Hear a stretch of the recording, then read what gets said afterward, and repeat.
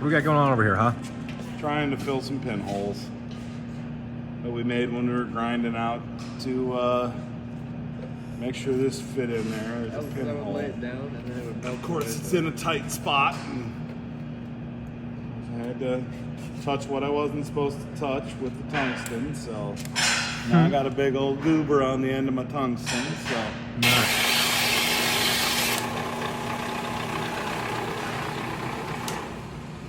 For all you TIG welders out there, if it looks stupid but it works, it ain't stupid.